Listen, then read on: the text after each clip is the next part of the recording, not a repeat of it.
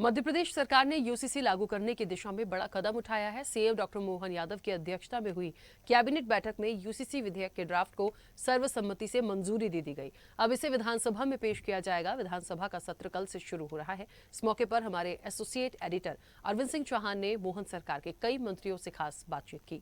मध्य प्रदेश सरकार की कैबिनेट बैठक जगदीशपुर में हो रही है। आप छात्रों में देखेंगे जिस तरीके से आप सारे मंत्री परिषद के लोग, मुख्यमंत्री डॉक्टर मोहन यादव की पूरी टीम इसमें शामिल हो गई हुई है और जो यहाँ चित्र लगे हुए हैं उनका अवलोकन किया। इसके साथ ही कहीं ना कहीं आप जिस तरीके से आप देख रहे होंगे, अब हमारे साथ कुछ लोगों से जानने की कोशिश करते हैं। हमारे साथ है इस वक्त गोविंद सिंह राजपूत जी। सर, कैसे देखते हैं मंत्री परिषद की विभिन्न जगह होती रहती है आज जगदीशपुर में?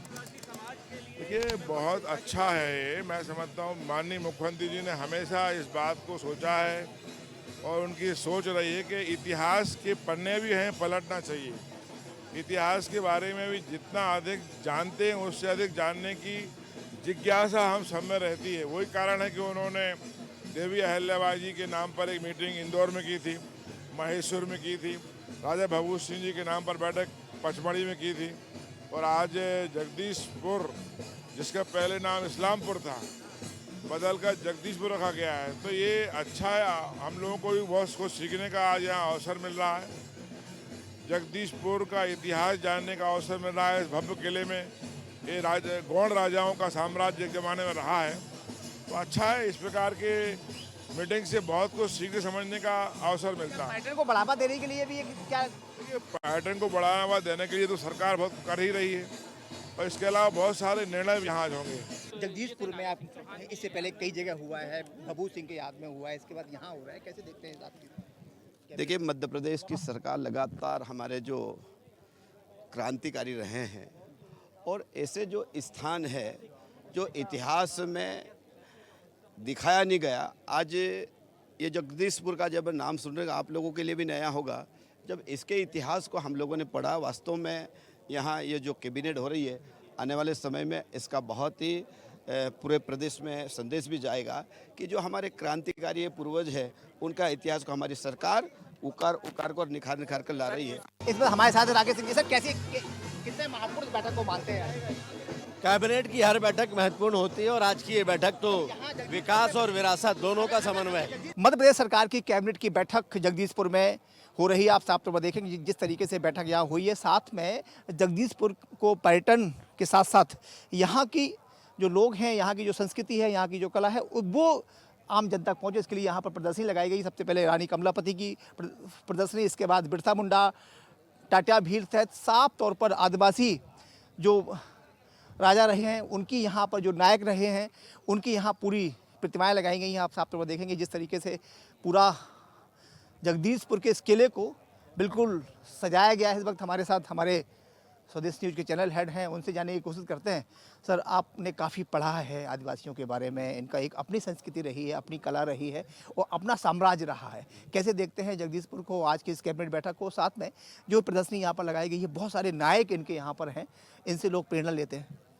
देखिए अरविंद, एक तरह से जब देखिए यहाँ पर जो कैबिनेट की व्यवस्था की गई है और अक्सर जो है मोहन यादव सरकार लगातार जो है जगह जगह कैबिनेट ऐसे स्थानों पर करती है जिसकी वजह से वहाँ की स्थानीय संस्कृति और तमाम विरासत के बारे में लोगों को जानकारी मिले। एक तो सबसे बड़ी बात यह है। दूसरा, जगदीशपुर ऐतिहासिक इस मामले में है कि यहाँ गौड़ राजाओं का एक आधिपत्य रहा है और यहाँ से एक संदेश देने का प्रयास किया जा रहा है। इसके पीछे एक रीज़न और है। आपने यूसीसी बिल को देखा होगा। जनजातीय जो समुदाय के लोगों को एक संरक्षण देने का भी काम उस यूसीसी बिल में किया जा रहा है ताकि उनका किसी तरह से इफेक्ट ना हो, जैसे शादी ब्याह, बहु विवाह, इन तमाम चीज़ों, ताकि हाँ नहीं, वो जो उनकी कल्चर है उसको संरक्षित करने का भी प्रयास इस बिल में किया गया है। इसके अलावा भी चूँकि एक संदेश देने का प्रयास है कि हम मध्य प्रदेश जो है एक तीसरा एक ऐसा राज्य है जहाँ पर कि यूसीसी लागू हो रहा है। तो अब ये समझिए कि मोहन यादव का ये पहल जो है, क्योंकि मध्य प्रदेश विविधताओं का प्रदेश है और यहाँ यूसीसी लागू करना एक बड़ा चैलेंजिंग काम है। तो ये चैलेंज जो है एक तरह से ऐसा है जो ड्राफ्ट बिल तैयार हो। जहाँ जहाँ जल जंगल जमीन की लड़ाइयाँ हो रही वहाँ यूसीसी बिल को लाना एक चुनौतीपूर्ण माना जा सकता है। बिल्कुल चुनौतीपूर्ण है। ये देखिए, ये बिल सिर्फ ऐसा नहीं सामान्य नागरिक संहिता, ये किसी एक पर्टिकुलर कम्युनिटी को लेकर के है। इसमें जनजाति समुदाय के लोग इफेक्ट होते हैं, तो उनके हितों का संरक्षण करने का भी प्रयास किया जा रहा है। हमको लगता है हिंदुस्तान भर में जहाँ भी यूसीसी बिल लागू हो रहा है, मध्य प्रदेश का एक विविधतापूर्ण प्रदेश है और यहाँ लागू करना जो चुनौती है उसको डॉक्टर मोहन यादव सरकार पूरा करने का प्रयास करेगी। कैबिनेट की बैठक यहाँ आज रविवार भी है, साथ में कल से विधानसभा का सत्र भी शुरू हो रहा है, तो कितना महत्वपूर्ण इस कैबिनेट की बैठक को मानते हैं, क्योंकि एक दिन पहले की गई है, अक्सर मंगलवार को होती है, सबको बुलाया गया है। देखिए, इस कैबिनेट में बहुत सारे महत्वपूर्ण बिल पास होने हैं। अब बहुत सारी चीज़ों पर मंत्रालय द्वारा फैसला लिया जाएगा। तो आप ये देखिए, जैसे आज फसल बीमा योजना का जो है यहाँ पर राशि वितरित की जाएगी। इसके अलावा अन्य भी आप निजी विश्वविद्यालयों के लिए ज़मीन आवंटन का एक मामला था, जिसमें हो सकता है उनको जो जैसे 25 एकड़ की भूमि चाहिए थी, उसको मोहन यादव सरकार कम भी कर रही है। तो ये सारी चीज़ें हैं। ये कैबिनेट में जो फैसला होगा, अब उस पर सबकी नज़रें टिकी हुई कि होगा क्या, लेकिन ये बात तो तय है कि जो यूसीसी बिल है और यहाँ से जो बैठक हो रही है, एक बहुत बड़ा बहुत महत्वपूर्ण डिसीजन और बड़ा ऐतिहासिक डिसीजन होने जा रहा है। हमारे साथ थे चैनल हेड आरपी श्रीवास्तव साहब। उनका साफ तौर पर जिस तरीके से उन्होंने बोला कि आदिवासी परंपराओं को सहेजने के लिए साथ साथ में लोग भूले ना, क्योंकि बड़ा योगदान रहा है इस समाज का और इस जाति का, विशेष तौर से जो आदिवासी बाहुल्य क्षेत्र है, तो कहीं ना कहीं इसी को सहेजने के लिए जगदीशपुर के इस किले में एक बैठक रखी गई है। और इसके साथ आपने देखा कि बहुत सारे मंत्री यहाँ पर आए हुए हैं और बैठक में वो भाग ले रहे हैं। तो कहीं ना कहीं जिस तरीके से बराबर मोहन सरकार ये प्रयास करती चली आ रही है और पूरे प्रदेश में हर जगह, चाहे वो पचमढ़ी हो, चाहे वो शहडोल हो, चाहे बहुत अन्य जिलों में ये सारा किया गया, तो कहीं ना कहीं इसके सकारात्मक परिणाम भी देखने को मिलेंगे।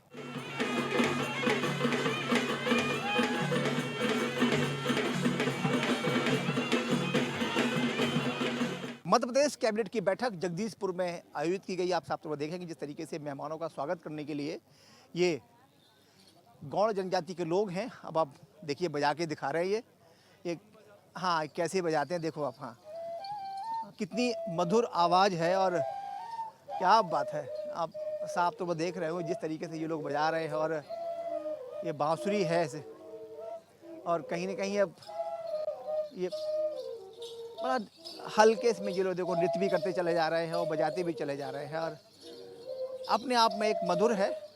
हमारे साथ उनके शायद आप ही इस ग्रुप के हेड हैं, इनसे जानने की कोशिश करते हैं कौन सा नृत्य हो रहा है ये गौड़ जनजाति का थाटिया नृत्य है। हाँ। थाटिया कितना पुराना है ये सर परंपरा पूर्वजों से करते आ रहे लोग। अच्छा जी। तो ये बहुत सारा ये ड्रेस है आप लोग पहने हैं जी। आजकल, इसके क्या पुराने आपने कभी जानने की कोशिश नहीं की ये बहुत सारी चीजें पहनते हैं या गहने हैं आपके? ये सर एक अपना वेशभूषा है। अच्छा। ये इसके पहनने के अनुसार ही सारे कलाकारों का एक बोले तो दिखने में अच्छा होता है। अच्छा, जी। कौन सा डांस बोलते हैं इसे? इसको गौड़ जनजाति का थाटिया नृत्य है, बैतूल जिले का प्रमुख डांस है। अच्छा, बैतूल जिले का प्रमुख डांस। जी। चलिए, क्या नाम है आपका? मेरा नाम अर्जुन बागमारे। ये अर्जुन बागमारे हैं और हम आपको लेके चलते हैं। ये गौड़ जनजाति का, भाई ये लोग भील जनजाति के लोग हैं, उनसे जानने की कोशिश करते हैं। भाई क्या नाम है आपका? मुकाम भाबर। ये आप कौन सा नृत्य आप लोग कर रहे थे अभी जो जब मेहमान? आदिवासी नाम क्या है इस नृत्य? गोरिया। भगोरिया है ये।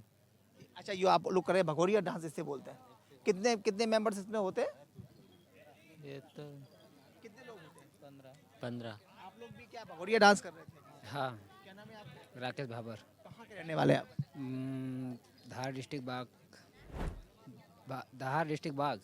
डिस्ट्रिक्ट कौन सा? धार। धार से? हाँ। धार से आप लोग? हाँ, धार से। अच्छा, अब देखेंगे ये कुछ बच्चे बैठे हुए हैं, उनसे जानने की कोशिश करते हैं ये लोग कौन सा नृत्य कर रहे थे। भाई आप लोग अभी कौन सा डांस ये नृत्य कर रहे थे? आदिवासी। कौन सा आदिवासी नृत्य? भील भंगोरिया। भील भंगोरिया बोलते हैं। हाँ। ये भील भंगोरिया डांस इसे बोलते हैं। अभी मेहमानों के स्वागत के लिए ये सब कर रहे थे। साफ तौर पर जिस तरीके से देखा कि मेहमानों के स्वागत के लिए जो परंपरागत जो इनके भील समुदाय के लोग थे, जो गौड़ समुदाय के लोग थे, वो यहाँ पर कर रहे थे। तो साफ तौर पर अभी परंपरा को जीवित कर रखने के लिए बराबर ये यहाँ पर नृत्य का आयोजन किया गया और कैबिनेट बैठक होने के बाद बहुत महत्वपूर्ण निर्णय लिए गए। कैमरा पर्सन अर्पण के साथ अरविंद चौहान, जगदीशपुर, भोपाल। ऐसे ही वीडियोस के लिए लाइक करें, शेयर करें, फॉलो करें, YouTube पर जाकर सब्सक्राइब कर बेल आइकन दबाना ना भूलें। और ताजा अपडेट्स के लिए स्वदेशलाइव.com पर जरूर जाएं।